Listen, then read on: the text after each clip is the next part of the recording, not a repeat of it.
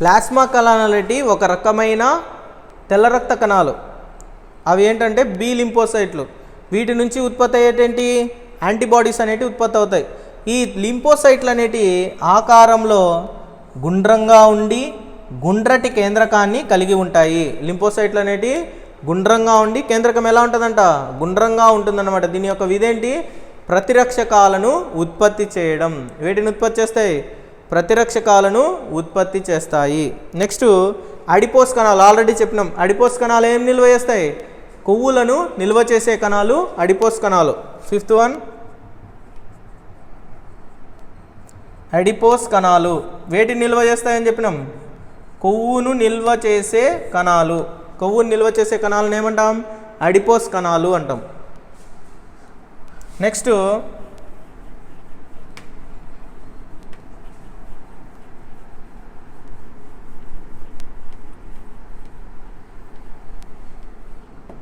దీంట్లో ఒక చిన్న డెఫినేషన్ ఉంది, తెల్ల రక్త కణాలు అనమాట. నెక్స్ట్ డయాపెడిసిస్.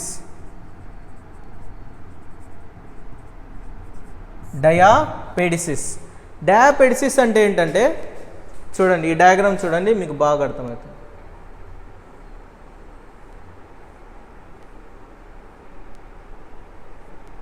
ఇది ధమని, ఆర్టరీ. దీన్ని బ్లడ్ వెజల్స్ అంటాం, రక్తకేశ నాళికలు. ధమనుల్లోంచి రక్తము అధిక స్పీడ్తో అంటే ఎక్కువ వేగంతో ప్రవహిస్తున్నప్పుడు ఇక్కడ కలిగించే రక్త పీడనం వల్ల రక్తకేశ నాళికలోని రంధ్రాల గుండా కొద్ది వరకు ద్రవం అనేది ఏమవుతుంది, బయటికి రావడం జరుగుతుంది. ద్రవంతో పాటు కొన్ని తెల్ల రక్త కణాలు కూడా బయటికి విడుదలవ్వడం జరుగుతుంది. ఈ విధంగా రక్తకేశ నాళికల నుంచి తెల్ల రక్త కణాలనేటి కణ బాహ్య ద్రవాలలోకి విడుదల కావడాన్నే ఏమంటామంటే డయాపెడిసిస్ అంటాం.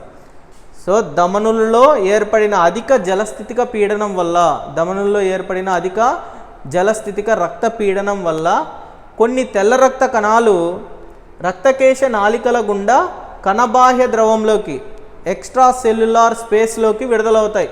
కణబాహ్య ద్రవంలోకి విడుదలవ్వడాన్ని ఏమంటామంటే, కణబాహ్య ప్రదేశంలోకి విడుదల కావడాన్నే డయాపెడిసిస్ అంటాం. తెల్ల రక్త కణాలు రక్తకేశ నాళికల గుండా కణబాహ్య ప్రదేశంలోకి విడుదల కావడాన్ని డయాపెడిసిస్ అంటాం. Next తంతువులు, fibres. తంతువులు ఏమేమి ఉన్నాయి ఇక్కడ, కొల్లాజన్ తంతువులు, నెక్స్ట్ స్థితిస్థాపక తంతువులు, జాలక తంతువులు. ఇవి తంతువులు.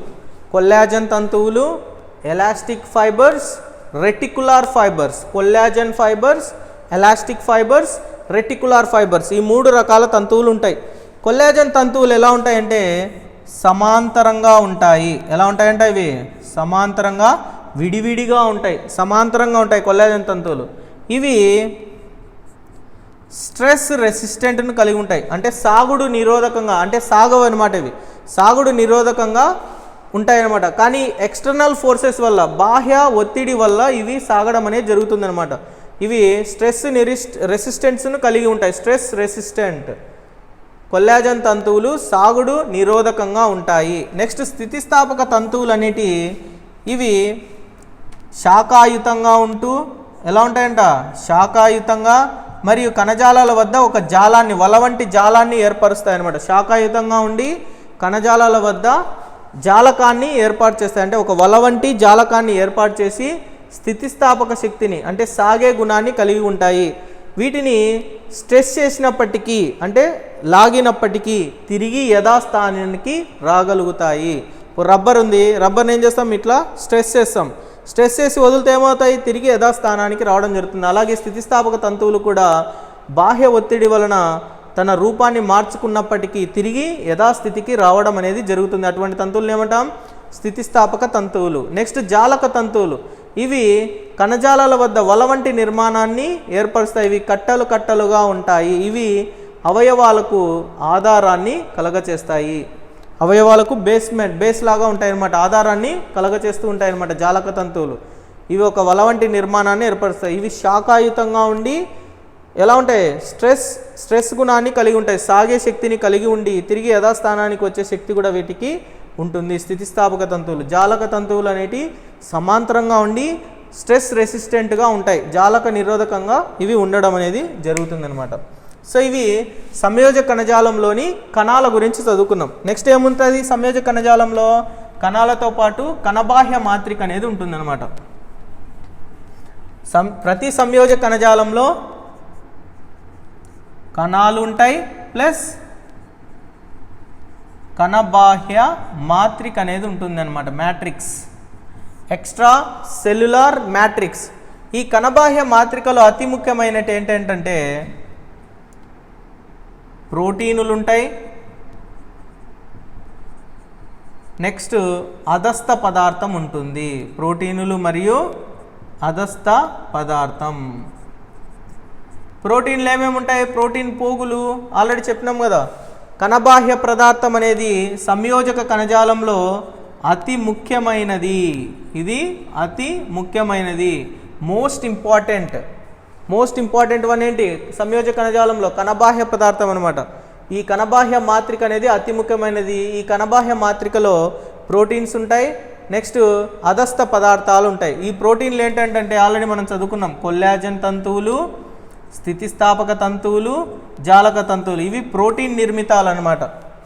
ఎక్కడుంటాయంటే అవి కణబాహ్య మాత్రికలో ఉంటాయి. కణబాహ్య మాత్రికలో ప్రోటీన్ నిర్మితాలు ఏంటంటే కొల్లాజన్, స్థితిస్థాపక, జాలక తంతువులు. మరియు అధస్థ పదార్థాలు వచ్చేసి నీరు ఉంటుంది. అధస్థ పదార్థంగా మేజర్గా ఏముంటుంది? నీరు ఉంటుంది. నెక్స్ట్ ప్రోటీన్ పదార్థాలు ఉంటాయి. దీనితో పాటు పాలీషాకరైడ్లు కూడా అనే కార్బోహైడ్రేట్స్ కూడా ఉంటాయి అన్నమాట. పాలీషాకరైడ్లు. అధస్థ పదార్థంలో ఏమేమి ఉంటాయి? నీరు, ప్రోటీనులు మరియు పాలీషాకరైడ్లు అనేటి అధస్థ పదార్థముగా ఉంటుంది అన్నమాట. కణబాహ్య మాత్రిక అనేది అతి ముఖ్యమైనది. దీనిలో ప్రోటీనులు మరియు అధస్థ పదార్థాలను కలిగి ఉంటుంది. ప్రోటీనులు కొల్లాజన్, స్థితిస్థాపక, జాలక తంతువులు ఉంటాయి. అధస్థ పదార్థముగా నీరు, ప్రోటీన్ పదార్థాలు మరియు పాలీషాకరైడ్లను కలిగి ఉంటుంది. ఈ కణబాహ్య మాత్రిక యొక్క ప్రధాన విధి ఏంటంటే, కణబాహ్య మాత్రిక యొక్క ప్రధాన విధి కణాలకు మరియు రక్త సరఫరాకు, కణాలకు మరియు రక్త సరఫరాకు మధ్య ఆక్సిజన్ మరియు పోషకాలు, విసర్జక పదార్థాల రవాణా, ఆక్సిజన్ మరియు పోషకాలు, విసర్జక పదార్థాల రవాణాలో తోడ్పడుతూ ఉంటుందన్నమాట కణబాహ్య మాత్రిక. కణబాహ్య మాత్రిక అనేది కణాలకు మరియు రక్త సరఫరాకు మధ్య కణాలను మరియు వాయువులను, విసర్జక పదార్థాలను ఎక్స్చేంజ్ చేస్తూ ఉంటుందన్నమాట కణబాహ్య మాత్రిక. సో ఇది సంయోజక కణజాలంలో ఉండే పదార్థాలు. కణబాహ్య మాత్రిక ఉంటుంది. నెక్స్ట్ కణాలు అనేవి ఉంటాయి. ఈ కణాలలో ఆల్రెడీ చదువుకున్నాం, ఫైబ్రోబ్లాస్ట్లు, మాస్ట్ కణాలు, నెక్స్ట్ ప్లాస్మా కణాలు, ఇంకా ఏం చెప్పుకున్నాం, తెల్ల రక్త కణాలు, ఎడిపోస్ కణాలు, కొల్లాజన్ తంతువులు అనేటి కణాలుగా ఉంటాయన్నమాట. నెక్స్ట్ సంయోజక కణజాలంలో వదులుగా ఉండే సంయోజక కణజాలం గురించి ఆల్రెడీ డిస్కస్ చేసాం. వదులుగా ఉండే సంయోజక కణజాలాలు ఏంటంటే ఏరియోలర్ కణజాలం మరియు అడిపోస్ కణజాలం. ఇప్పుడు సాంద్రీయ సంయోజక కణజాలాలు, సాంద్రీయ సంయోజక జాలాలు. సాంద్రీయ సంయోజక కణజాలాలు ఎన్ని రకాలు? 2 రకాలు అన్నమాట. ఒకటి లిగమెంట్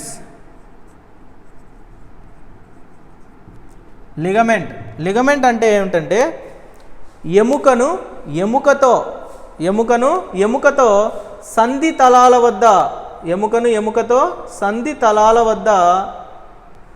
కలిపే నిర్మాణాలనే ఏమంటామంటే లిగమెంట్స్ అంటాం. ఎముకతో సంధి తలాల వద్ద కలిపే నిర్మాణాలనే లిగమెంట్స్ అంటాం. దీనిలో కొల్లాజన్ తంతువుల చేత నిర్మితమై ఉంటుంది. లిగమెంట్స్ దేంతో నిర్మితమై ఉంటాయి? కొల్లాజన్ తంతువులు. నెక్స్ట్ స్నాయు బంధనాలు. స్నాయు బంధనాలు దీన్ని ఇంగ్లీష్లో టెండాన్ అంటాం. ఇంగ్లీష్లో ఏమంటాం? టెండాన్. టెండాన్ అంటే ఏంటంటే కండరాన్ని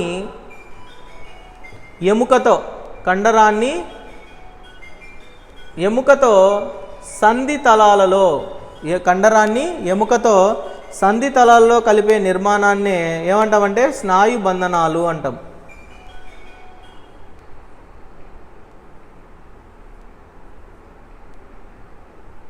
ఇవి కండరాలు, ఇవి స్నాయు బంధనాలు, ఇది కండరం, ఇది ఎముక. సో కండరాన్ని ఎముకతో కలిపే నిర్మాణాలను ఏమంటాం? స్నాయు బంధనాలు అంటాం. ఇవి కూడా కొల్లాజన్ తంతువులు. కొల్లాజన్ అనే ప్రోటీన్ నిర్మితాలన్నమాట. సో కొల్లాజన్ అనే ప్రోటీన్ నిర్మితమైన తంతువులతో కలుపబడి ఉంటాయన్నమాట స్నాయు బంధనాలు అనేటివి కూడా. స్నాయు బంధనాలు అనేటివి కండరాన్ని ఎముకతో సంధి తలాలలో కలిపే నిర్మాణాలను ఏమంటాం మనము? స్నాయు బంధనాలు అంటాం. సో ఇవి సాంద్రీయ సంయోజక కణజాలాలు. సాంద్రీయ సంయోజక కణజాలాలు ఏంటి? లిగమెంట్ మరియు టెండాన్. లిగమెంట్ అంటే ఏంది? ఎముకను ఎముకతో కలిపే, బోన్ టు బోన్, బోన్ను బోన్తో కలిపే, సంధి తలాలలో కలిపే సంయోజక కణజాలాన్ని ఏమంటాం? లిగమెంట్ అంటాము. సో బోన్ను బోన్తో కలుపుతుంది. ఇది మజిల్ను బోన్తో కలుపుతుంది. మజిల్ను బోన్తో కలిపే నిర్మాణాలను ఏమంటాం? స్నాయు బంధనాలు అంటాం. బీబీఎల్ గుర్తుపెట్టుకోండి. BBL big bash league. Big bash league అనమాట. బిగ్ బ్యాష్ లీగ్ తెలుసు కదా, ఆస్ట్రేలియాలో జరిగే క్రికెట్ అనమాట, T20 match. Big bash league ligament. L అంటే లిగమెంట్, బి అంటే బి, బోన్ను బోన్తో కలిపేది లిగమెంట్. టెండాన్ అంటే ఎంటీబీ అంటే మేల్స్కి ఎక్కువగా టీబీ వస్తూ ఉంటుంది. ఎంటీబీ స్నాయు బంధనం లేదా టెండాన్. సో ఎం అంటే ఏంది? మజిల్, టీ అంటే టెండాన్, బి అంటే బోన్. మజిల్ను బోన్తో కలిపే నిర్మాణాలను ఏమంటాం? టెండాన్స్ అంటాము. సో ఇవి సాంద్రీయ సంయోజక కణజాలాలు. నెక్స్ట్ ప్రత్యేక సంయోజక కణజాలాలు. ప్రత్యేక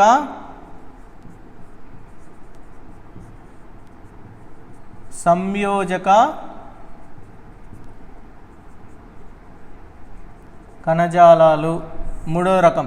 ప్రత్యేక సంయోజక కణజాలాలు. దీంట్లో మొదటిది వచ్చేసి మృదులాస్థి. దీంట్లో మొదటిది ఏంది? మృదులాస్థి. దీన్నే కార్టిలేజ్ అంటాం. దీన్ని ఏమంటాం? కార్టిలేజ్. మృదులాస్థిని ఇంగ్లీష్లో ఏమంటాం? కార్టిలేజ్. కార్టిలేజ్కి మరొక పేరు వచ్చేసి, మృదులాస్థికి ఇంకొక పేరు గ్రిసిల్. మృదులాస్థికి ఇంకొక పేరు ఏంటి? గ్రిసిల్ అంటాం. మృదులాస్థిని మనము గ్రిసిల్ అని పిలుస్తాం.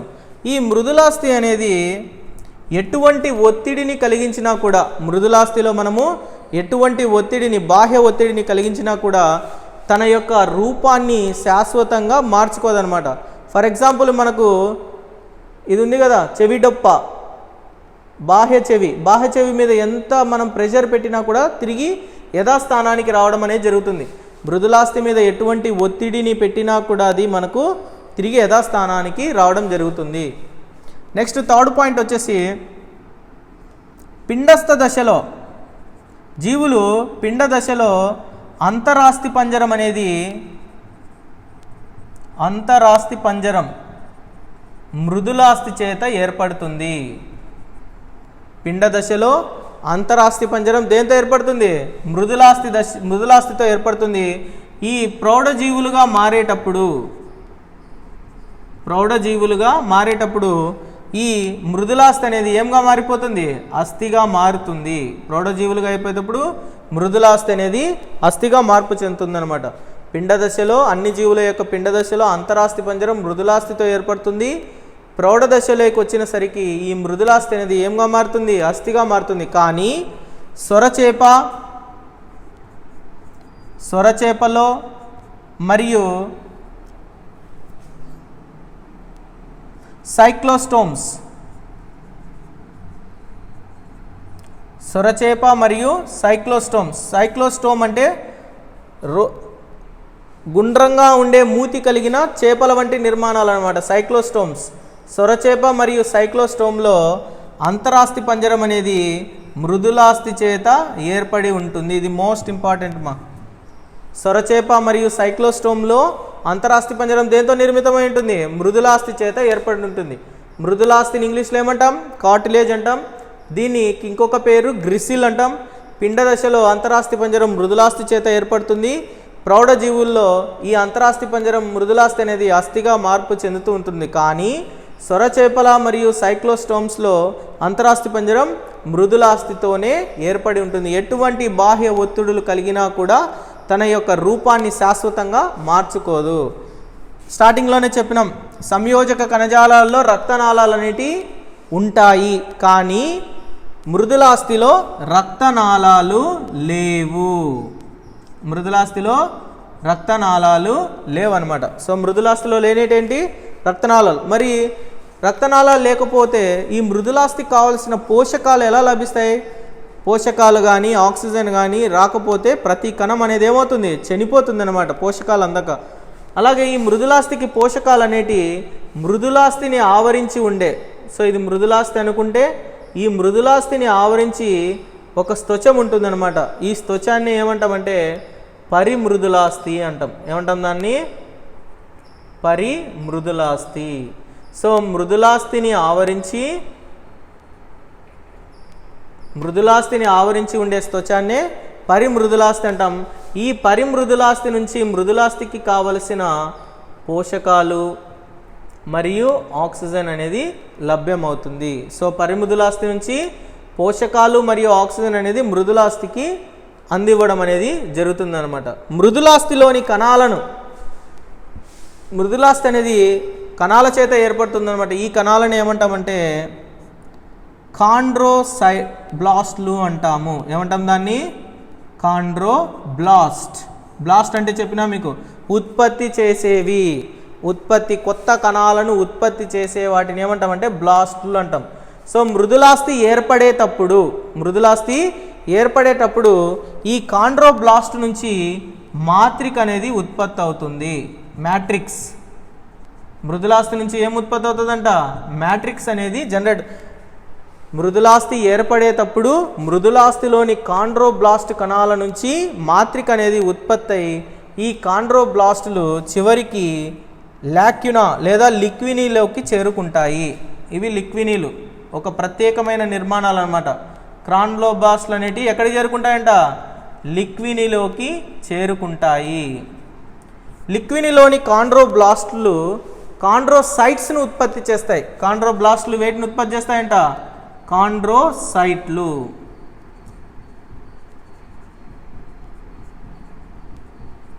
బ్లాస్ట్ నుంచి ఉత్పత్తి అయ్యేటి సైట్లు. పేరు ఒకటి గుర్తుపెట్టుకోవాలి మనము. కాండ్రోబ్లాస్ట్లు అనేటి దేనికి సంబంధించినవి? మృదులాస్థ్యా, అస్థ్యా లేదా ఫైబ్రోబ్లాస్ట్కు సంబంధించినవి ఇట్లా అడుగుతాడు. సో కాండ్రోబ్లాస్ట్లు అనేటి మృదులాస్థికి సంబంధించినవి. వీటి నుంచి మాత్రిక ఉత్పత్తి అవుతుంది. మాత్రిక ఉత్పత్తి అయిన తర్వాత ఈ కాండ్రోబ్లాస్ట్లు అనేటి దేనిలోకి చేరుతాయంట? లిక్వినీలోకి చేరుతాయి. ఇంగ్లీష్లో లాక్యునా అంటాం. లిక్వినీలోకి చేరుతాయి. లిక్వినీలోకి చేరిన తర్వాత విభజన చెంది కాండ్రోసైట్లను ఏర్పాటు చేస్తాయి. ఈ కాండ్రోసైట్లలో కొన్ని కణాలు క్రియావంతమై అనేక కణాలను ఉత్పత్తి చేయడం జరుగుతుందన్నమాట. లిక్వినీలో కాండ్రోసైట్లోని కణాలు విభజన చెంది అనేక కణాలను ఉత్పత్తి. సో ఆల్మోస్ట్ 8 సెల్స్ ఉంటాయి, 8 కాండ్రోసైట్ సెల్స్ ఉంటాయి అన్నమాట ప్రతి లిక్వినీలో. ఈ కణాలు విభజన అనేది ఎలా జరుగుతుందంటే మధ్యాంతర విభజన జరుగుతాయి. మధ్యాంతర విభజన, ఇంటర్స్టిషనల్ డివిజన్. మధ్యాంతరంగా విభజించిన కణాలు ఏమవుతాయి? కణం అనేది వ్యాసార్థంగా పెరుగుతుంది అనమాట. కణం అనేది ఏమవుతుంది? వ్యాసార్థ పెరుగుదలను, అంటే మధ్యాంతర పెరుగుదలను చూపిస్తుంది కణం. కాండ్రోసైట్ కణాలు విభజన లేదా క్రియాశీలం కావడం వలన 8 ప్రతి లిక్వినీలో ఎన్ని వరకు ఉంటాయంట? 8 కణాలను, 8 కాండ్రోసైట్లను ఉత్పత్తి చేయడం వలన కణం అనేది మధ్యాంతరంగా పెరుగుదలను చూపిస్తుంది, మధ్యాంతర పెరుగుదల. కానీ పరిమృదులాస్థిలోని కణాలు విభజన చెందడం వలన స్తరాధార పెరుగుదల, స్తరాలు ఇలా రోస్ ఏర్పడతాయి, ఇలా స్తరాధార పెరుగుదలను చూపుతాయి. పరిమృదులాస్థిలోని కణాలు ఏ పెరుగుదలను? స్తరాధార పెరుగుదల. కాండ్రోసైట్లు మధ్యాంతర పెరుగుదల. కాండ్రోసైట్లు చూపే పెరుగుదల ఏంటి? మధ్యాంతర పెరుగుదల. చూద్దాం. కాండ్రోసైట్లు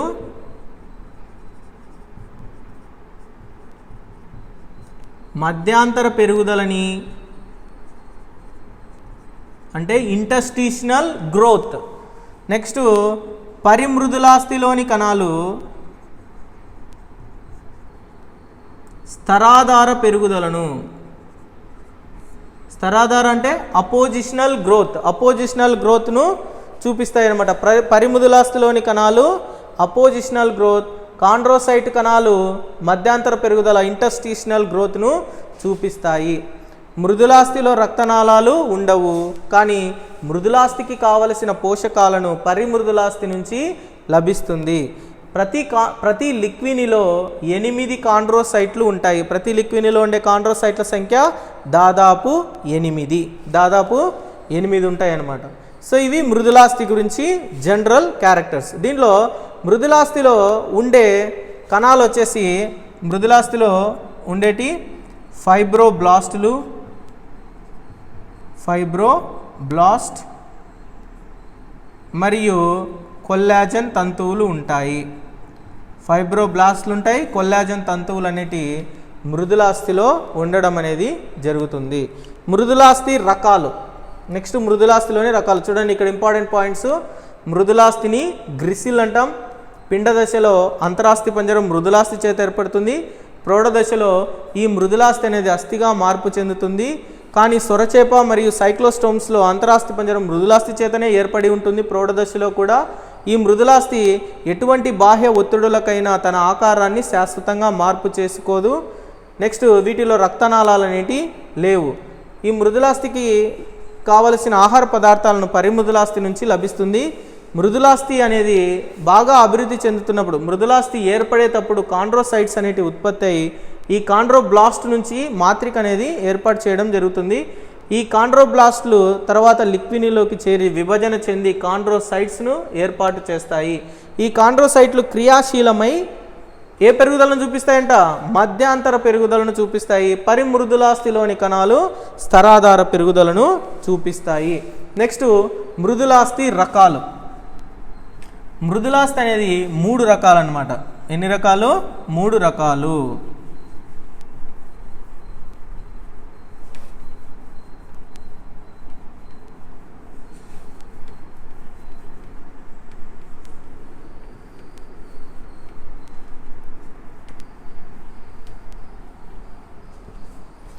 సో మృదులాస్థి అనేది 3 రకాలు అన్నమాట. ఒకటి ఖచాబ మృదులాస్థి.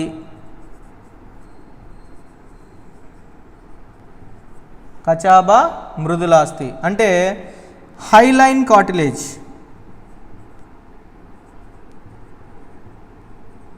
Hyaline cartilage. ఖచాబ మృదులాస్థి అంటే ఏంది? Hyaline cartilage. 2 స్థితిస్థాపక మృదులాస్థి. స్థితిస్థాపక మృదులాస్థి.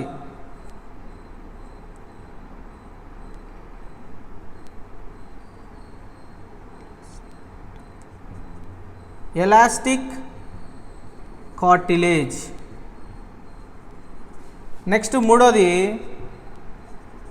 తంతుయుత మృదులాస్థి. తంతుయుత మృదులాస్థి, ఫైబ్రస్ కార్టిలేజ్. ఇవి 3 రకాలు అన్నమాట. ఖచాబ మృదులాస్థి, స్థితిస్థాపక మృదులాస్థి, తంతుయుత మృదులాస్థి. ఖచాబ మృదులాస్థి అనేది నీలి మరియు తెలుపు రంగులో తంతువులను కలిగి ఉంటుంది. నీలి మరియు తెలుపు రంగులో తంతువులను కలిగి ఉంటుంది. ఇది అతి సూక్ష్మమైనవి. అతి సూక్ష్మమైన తంతువులను కలిగి ఉంటుంది. నీలి మరియు తెలుపు రంగులో ఉంటుంది. ఇది అతి సూక్ష్మమైన తంతువులు, చాలా చాలా మైక్రోస్కోపిక్, అసలు లేనట్టుగా ఉంటుందన్నమాట. ఖచాబ మృదులాస్థిలో తంతువులు లేవు అని చెప్పేటట్లు ఉంటాయి. కానీ మైక్రోస్కోప్ కింద పెట్టి చూస్తే అతి సూక్ష్మమైన కొల్లాజన్ తంతువులను కలిగి ఉంటుంది. దేన్ని కలిగి ఉంటుందంట? కొల్లాజన్ తంతువులను కలిగి ఉంటుంది. అతి సూక్ష్మంగా ఉండే తంతువులు కాబట్టి ఇది అతి బలహీనమైనది. అతి బలహీనమైన మృదులాస్థి. సో అతి బలహీనమైన మృదులాస్థి ఏంది? కచాబ మృదులాస్థి. హైలైన్ కార్టిలేజ్ అనేది నీలి తెలుపు రంగులో ఉంటుంది. అతి సూక్ష్మమైన కొల్లాజన్ తంతువులను కలిగి ఉంటుంది. కొన్ని పుస్తకాలలో లేవు అని చెప్తారు. కచాబ మృదులాస్థిలో తంతువులు లేవు అని చెప్తారు. ఈ అతి బలహీనమైన మృదులాస్థి పరిధి మృదులాస్థి అనేది ఉంటుంది. పరిమృదులాస్థి ఉంటుంది. ఈ పాయింట్స్ గుర్తుపెట్టుకోవాలి. ఇది నీలి లేదా తెలుపు రంగులో ఉంటుంది. అతి సూక్ష్మమైన కొల్లాజన్ తంతువులను కలిగి ఉంటుంది లేదా ఉండదు. అతి బలహీనమైన మృదులాస్థి పరిమృదులాస్థిని కలిగి ఉంటుంది. కానీ కొన్ని ప్రాంతాలలో ఈ కచాబ మృదులాస్థి కలిగిన కొన్ని ప్రాంతాలు ఎపిఫైసియల్ ఫలకం, నెక్స్ట్ వస్తుంది ఇది ఎపిఫైసియల్ ఫలకం, పర్షికలు సంధి తలాలలో కలిసే చోటు. పర్షికలు ఉరోస్థితో సంధి తలాలలో కలిసే చోటులో పరిమృదులాస్థి అనేది ఉండదు. సో ఇది మనకు ఉరోస్థి అనమాట. మధ్యలో స్టెర్నం, ఇక్కడ మనకు పర్షికలు ఉంటాయి, పక్కటెముకలు ఇలా ఉంటాయి. ఈ పక్కటెముకలు ఉరోస్థితో కలిసే చోటులో ఈ చోటులో మనకు పరిమృదులాస్థి అనేది ఉండదు. ఇది ఉరోస్థి,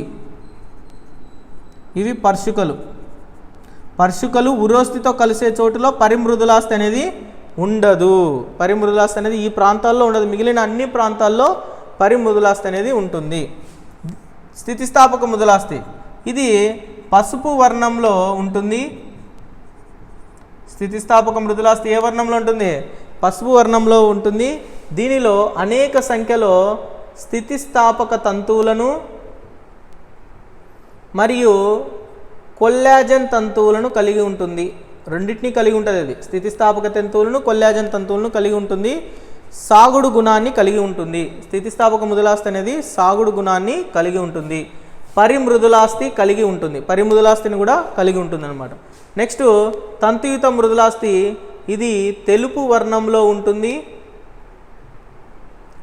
అత్యధిక సంఖ్యలో కొల్లాజన్ తంతువులను కలిగి ఉంటుంది. స్థితిస్థాపక శక్తి అనేది వీటికి ఉండదు. కొల్లాజన్ తంతువులను అధిక సంఖ్యలో కలిగి ఉంటాయి. తెలుపు వర్ణంలో ఉంటుంది. అత్యంత బలమైన మృదులాస్థి, అత్యంత బలమైన మృదులాస్థి అన్నమాట. తంతుయుత మృదులాస్థి అనేది అత్యంత బలమైన మృదులాస్థి. అతి బలహీనమైన మృదులాస్థి వచ్చేసి కచాబ మృదులాస్థి. అత్యంత బలమైనది తంతుయుత మృదులాస్థి. తెలుపు వర్ణంలో తంతువులను కలిగి ఉంటాయి. కొల్లాజన్ తంతువులను కలిగి ఉంటుంది. అత్యంత బలమైనది. పరిమృదులాస్థి అనేది ఉండదు. పరిమృదులాస్థి వీటిలో ఉండదన్నమాట. తెలుపు వర్ణంలో ఉంటుంది. అత్యంత బలమైన మృదులాస్థి, కొల్లాజన్ తంతువులను కలిగి ఉంటుంది. పరిమృదులాస్థి అనేది వీటిలో ఉండదు. దీనికి ఎగ్జాంపుల్స్ చూస్తాం. కచాబ మృదులాస్థికి ఉదాహరణలు ఎక్కడెక్కడ ఉంటుంది? ఎపిఫైసియల్ ఫలకం, పిండదశలో అంతరాస్థిపంజరం. పిండదశలో అంతరాస్థిపంజరము కచాబ మృదులాస్థి చేత ఏర్పడుతుంది. వాయునాళం, స్వరపేటిక. వాయునాళంలోని సి ఆకారపు ఉంగరాలు తెలుసు కదా. వాయునాళంలో ఏ ఆకారంలో ఉంటాయి? మృదులాస్థి సి ఆకారంలో ఉంటుంది. వాయునాళంలోని సి ఆకారపు ఉంగరాల వలన ఉపయోగం ఏంటి? వాయునాళం అనేది ముడుచుకొని పోకుండా కాపాడుతూ ఉంటుందన్నమాట. ఇది శ్వాసక్రియ లెసన్లో మనకు మోస్ట్ ఇంపార్టెంట్ బిట్. వాయునాళంలో మృదులాస్థి ఉంగరాల యొక్క ఆకారం ఏ ఆకారం? సి ఆకారం. దీని యొక్క విధేంటి?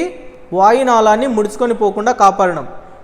వాయునాళంలో ఉండే సి ఆకారపు మృదులాస్థి రకం హై స్టాండర్డ్ బిట్ కచాబ మృదులాస్థి, హైలైన్ కార్టిలేజ్. స్వరపేటికలో ఉండే మృదులాస్థి రకం కచాబ మృదులాస్థి. నెక్స్ట్ స్థితిస్థాపక మృదులాస్థి ఎక్కడెక్కడ ఉంటుందో చూద్దాం. ఎగ్జాంపుల్స్. ఇది వచ్చేసి నాసికాగ్రం. ఇక్కడ నాసికాగ్రం, చెవిడొప్ప.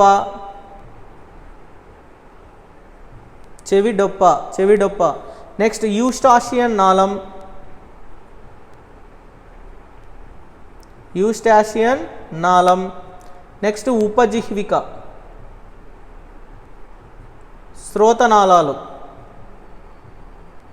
ఉపజిహ్విక అనేది ఏంటి?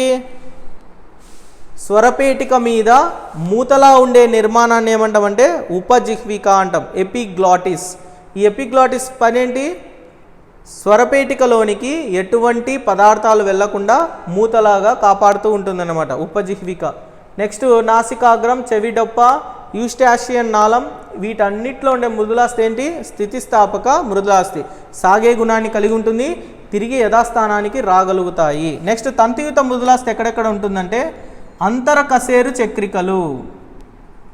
అంతర కశేరు చక్రికలు అంటే మనకు స్పైనల్ కార్డ్లో ఉండే కశేరుకాలు ఒకదాని మధ్య ఒకటి దేంతో అతికి ఉంటాయంటే తంతుయుత మృదులాస్థి చేత ఉంటాయి.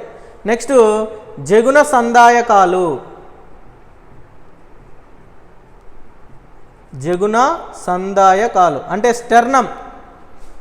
స్టెర్నంలో రెండు బోన్స్ దేంతో, స్టెర్నం కాదు ఏమంటారు దాన్ని, శ్రోణి మేఘల, ఉరహ్ మేఘల. ఈ మేఘలలోని బోన్స్ దేంతో కలిపి ఉంటాయంటే జగున సందాయకాలతో కలిగి ఉంటాయి అన్నమాట. శ్రోణి మేఘలలోని ఎముకలు ఈ తంతుయుత మృదులాస్థి చేత కలిపి ఉంటాయి. దీన్నే జగున సందాయకాలు అంటాము. అలాగే కశేరుకాలు అనేటి అంతర్ కశేరు చక్రికలు కూడా దేంతో కలిపి ఉంటాయంటే తంతుయుత మృదులాస్థి చేత కలుపబడి ఉంటాయి. ఇక్కడ ఎగ్జాంపుల్స్ మోస్ట్ ఇంపార్టెంట్. అంతర కశేరు చక్రికలు, జగున సందాయకాలు. జగున సందాయకాలు అంటే మనకు కింద ఇట్లా ఉంటాయి. ఇది స్కెలిటల్ సిస్టమ్ చదివేటప్పుడు నేర్చుకుంటాం మనం. ఇవి రెండు కలిపే చోటు అంతర కశేరు, జగున సందాయకాలు అనమాట. ఇది స్పైనల్ కార్డ్. ఇక్కడ వరకు వచ్చి ఆగిపోతుంది మనకు స్పైనల్ కార్డు. ఈ ప్రాంతాన్ని కలిపే నిర్మాణాలను ఏమంటామంటే జగున సందాయకాలు అంటాం. ఏ తంతువులు ఇవి? తంతుయుత మృదులాస్థి అనమాట. తంతుయుత మృదులాస్థి. ఇక్కడతో మనకు మృదులాస్థి అనేది అయిపోయింది. నెక్స్ట్ అస్థి గురించి చదువుదాం.